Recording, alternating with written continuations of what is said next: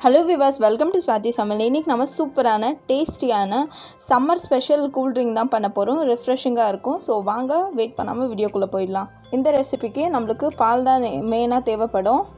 இது வந்துட்டு காச்சி ஃப்ரிட்ஜ்ல வச்ச பால். 3 டேபிள்ஸ்பூன் போல சர்க்கரை. இது சப்ஜா விதைகள் 1 டேபிள்ஸ்பூன் போல சப்ஜா விதைகள் எடுத்துக்கிறேன். இப்போ இந்த சப்ஜா விதைகள் எல்லாம் முங்குற மாதிரி தண்ணி ஆட் பண்ணிக்கோங்க. 10 to 12 minutes போதும். இது நல்லா ஊறி வந்துடும்.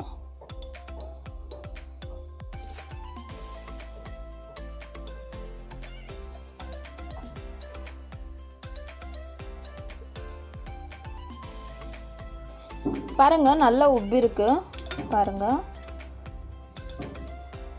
இப்போ நம்ம இதை சைடில் எடுத்து வச்சிடலாம். பாருங்க இப்போ சர்க்கரை நம்ம ஃப்ரிட்ஜில் எடுத்து வச்ச பாலை எடுத்து வச்சுருக்கிறோம். இப்போ நம்ம இது ஒரு வாட்டி நல்லா மிக்ஸ் பண்ணிடலாம். இப்போது சர்க்கரையை இந்த பாலில் ஆட் பண்ணிடலாம். 3 டேபிள்ஸ்பூன் போல் சர்க்கரை ஆட் பண்ணியிருக்கிறேன். இப்போ இதை வந்துட்டு நல்லா மிக்ஸ் பண்ணிக்கோங்க. சர்க்கரைலாம் நல்லா கரையணும். அது வரைக்கும் நம்ம நல்லா மிக்ஸ் பண்ணிக்கலாம்.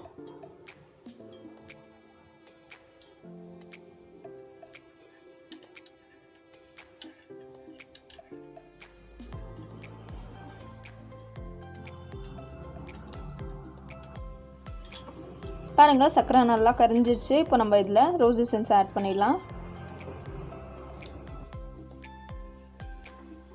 இப்போது பாலில் நம்ம 3 to 4 ட்ராப்ஸ் போல் ரோஸ் எசன்ஸ் ஆட் பண்ணிடலாம்.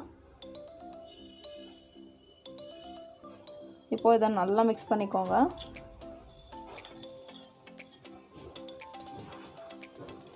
பாருங்கள் எவ்வளோ சூப்பராக இருக்குது. இப்போவே குடிக்கணும் போல தோணுது. இப்போ நம்ம இதை சர்வ் பண்ணிடலாம்.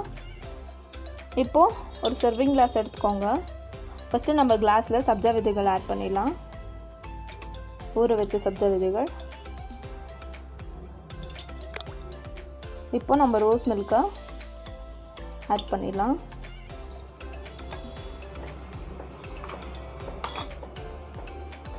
இப்போ நம்ம பாதாம் எடுத்துருக்கோம். பாதாமை வந்துட்டு கட் பண்ணி சர்விங்காக மேலே ஆட் பண்ணிடலாம்.